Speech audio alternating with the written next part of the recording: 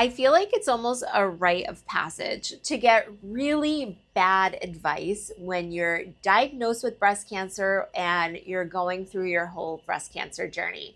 Today, I'm going to share with you some of the bad advice I got, how I responded to it, and why, at the end of the day, to be honest, no one's opinion really matters to me as much as my own. Hi, my name is Lauren O'Connell. I am a breast cancer survivor and a breast cancer voice. I was diagnosed with invasive ductal carcinoma stage 2, ER positive, HR positive, ER positive, PR positive, HER negative. And I went through 16 rounds of chemo, 25 rounds of radiation, 2 lumpectomies, and I've been on hormone therapy now for about a year and a half. And when I was first diagnosed with breast cancer, I didn't tell too many people, only those close to me. And the reason for that was I do have a public Instagram account with quite a bit of a following, not huge, but enough. And I have really put myself out there. I'm an editor, so a lot of people know of me. And I just didn't want to announce it because I knew I was going to get a lot of attention and a lot of people messaging me. And I just felt like it was time for me to focus on my own and to cut out all the noise. With that being said, with the select few people I did tell, I still got some crazy advice. One person who's a friend of mine had said to me, Lauren, why don't you just not do anything about it and then check back in 6 months later and see if it's still there? And while their intention was good, and that's definitely what they would have done, it was not the right advice for me. I had people telling me to not do Western medicine, to not go through chemo, to not go through radiation. I had people telling me, I live in Dubai, and people said you need to go home and get treatments. And there was just lots of advice and opinions going around within the very small pool of people that I told.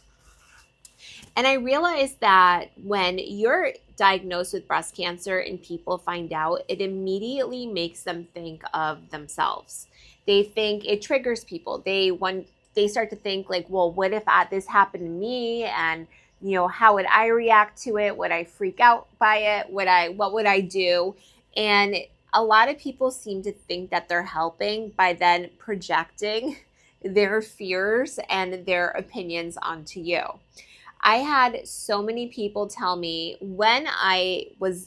after I had completed chemo, I sort of came out of the shadows with my cancer diagnosis, and I announced it via the magazine that I write for, which is Cosmopolitan Middle East.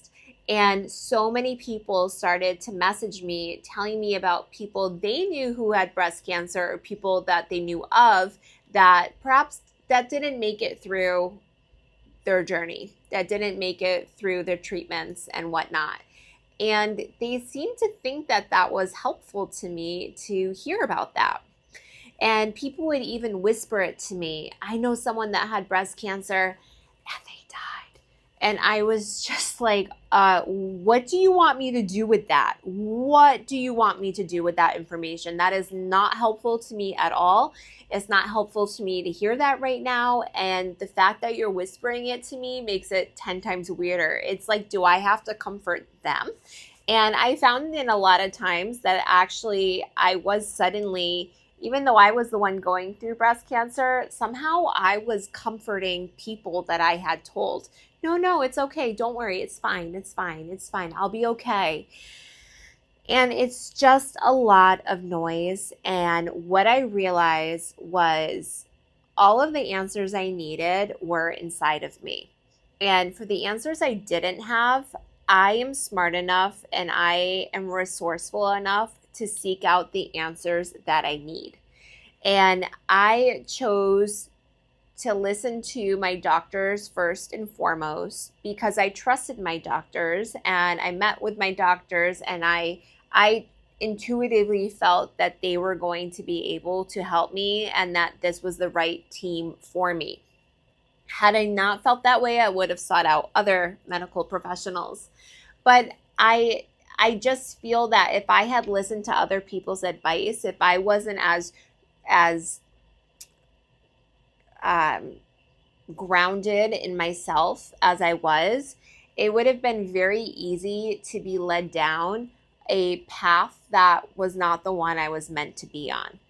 So when it comes to advice from other people, when it comes from some weird comments from people, tasteless comments from people, the best thing to do, honestly, is to shut it out and to listen to the only voice that matters, which is your inner voice. And you will know what is best for you. And what is best for you might not be what's best for someone else, but that doesn't matter. That's their problem because you're focused on yourself. And I reminded myself of that many times. And I really acted